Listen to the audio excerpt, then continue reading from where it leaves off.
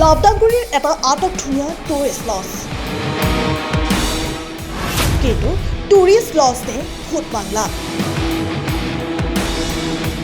কৌতূহলী ৰাইজৰ মনত অনেক প্ৰশ্ন অনেক কথা 5 বছৰৰ আগতে নিৰ্মিত হৈছিল লজটো বাক্সা জিলাৰ অন্তৰ্গত লাভদাংগুৰিৰ এটা চৰকাৰী টুৰিষ্ট লজৰ কথাই চিন্তিত কৰি তুলিছে এতিয়া স্থায়ী বাসিন্দাক কিয়নো এই লজটো নিৰ্মাণ কৰা হৈছিল 5টা বছৰৰ পূৰ্বে অৰ্থাৎ 2018-19 চনৰ তদানীন্তন হাগ্ৰাম মহিলাৰী পৰিষদীয় চৰকাৰৰ দিনতে নিৰ্মাণ কৰা হৈছিল এই টুৰিষ্ট লজটো কিন্তু আজিলৈ আৱাস গৃহটোৰ বন্ধটোৰ মুকলি কৰাৰ ব্যৱস্থা হাতত নললে প্ৰমোদ বড়ো বিটিআৰ পৰিষদীয় চৰকাৰে পঞ্চম অসম ৰাজ্য বিত্তীয় আয়োগৰ বিটিচি তহবিলৰ অধীনত নিৰ্মাণ কৰা হৈছিল এই লজটো ইতিমধ্যে সম্পূৰ্ণ হৈ উঠিছে নিৰ্মাণৰ সকলো কাম কাজ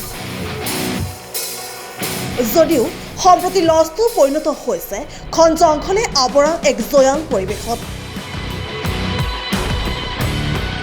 তাৰ পিছতো কোনো কাণখাৰ নাই বিটিআৰ পৰিষদীয় চৰকাৰৰ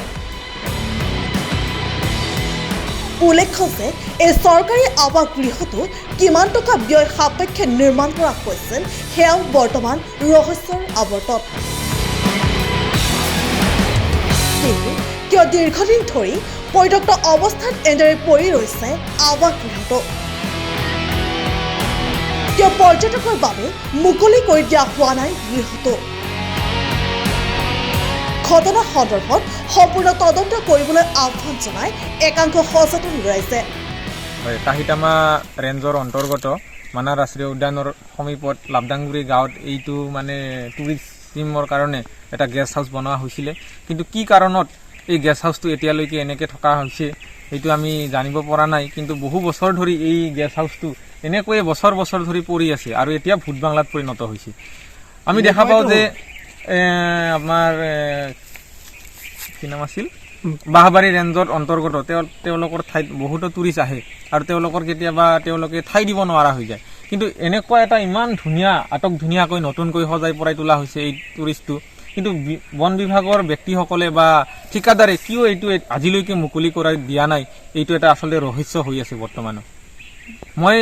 অসম চৰকাৰ লগতে বিটিআৰ প্ৰশাসনক আৰু চৰকাৰক এইটোৱে অনুৰোধ জনাম তেওঁলোকে যাতে এই আমাৰ লাভদাংগুৰি অঞ্চললৈ আহে ইয়ালৈ আৰু কাহিতামা বন সংমণ্ডলৰ অন্তৰ্গত